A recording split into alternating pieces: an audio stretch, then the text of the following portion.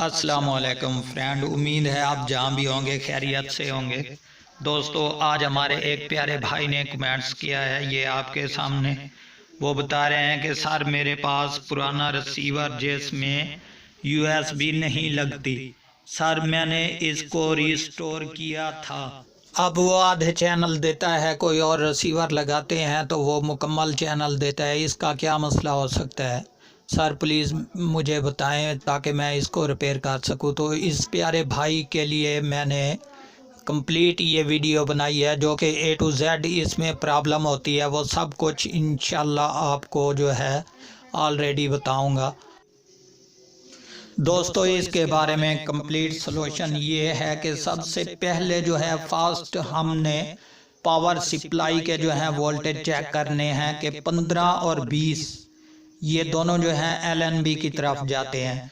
जबकि अगर 15 वोल्टेज कम हो या ज़्यादा और 20 वोल्टेज भी ज़्यादा हो जाएं या बिल्कुल कम हो जाएं, तब भी रिसीवर जो है इसी तरीके का प्रॉब्लम देता है। जबकि सप्लाई रिपेयर करें या उसके बाद और डाल दें तो ये कंप्लीट हो जाता है। अगर आपके वोल्टेज बिल्कुल कंप्लीट हैं, 15 और 20 पूरे हैं, तो इसके बाद दूसरे नंबर पे हमारा फॉल्ट रहा जनाब कि हमारे यहाँ पर 1 AM वाले ट्रांसिस्टर्स होते हैं, जो कि LNB की जहाँ पर वायर लगती है इस डब्बी के नीचे, आप गौर से चेक करें। और वहाँ पर 1 AM वाले ट्रांसिस्टर जो है हमारे 3 या 4 होते हैं, जितने भी, उनको आप ऑलरेडी चेक करें। जब वो all to all same to same एक जैसी वैल्यू शो कराए मीटर पर तो वो ओके होंगे।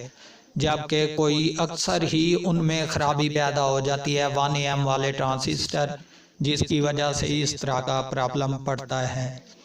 जबकि वो भी कंप्लीट हो तो उसके बाद आप S8550 वाला जो बड़ा ट्रांसिस्टर है ये ऊपर देख लें, तो इस तरह का ये 1 AM वाले भी मैंने दिखा दिए और ये ट्रांसिस्टर भी, इसको भी चेक कर लें आप कंप्लीट।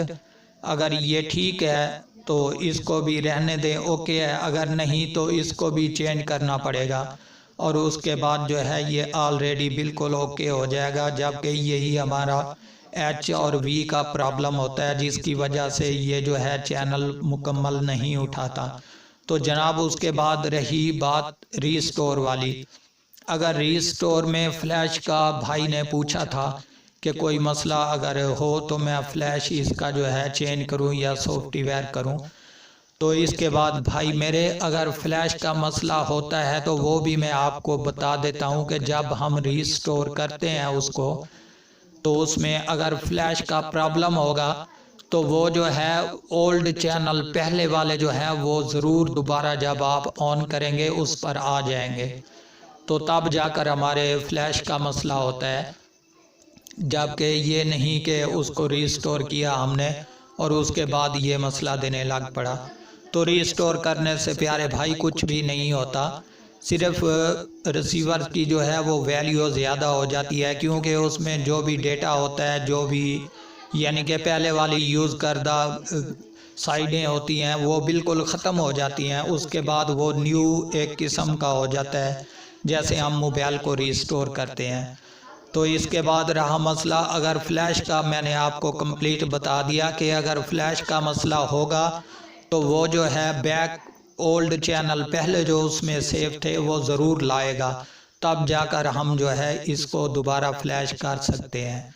तो दोस्तों, उम्मीद करता हूँ ये वीडियो आपको बहुत पसंद आई होगी। अगर आप हमारे चैनल पर अभी तक नए हैं तो हमारे चैनल को ज़रूर सब्सक्राइब करें, ताकि इस तरह की हर आने वाली वीडियो आपको बर वक्त नोटिफिकेशन के ज़रिए मिलती है।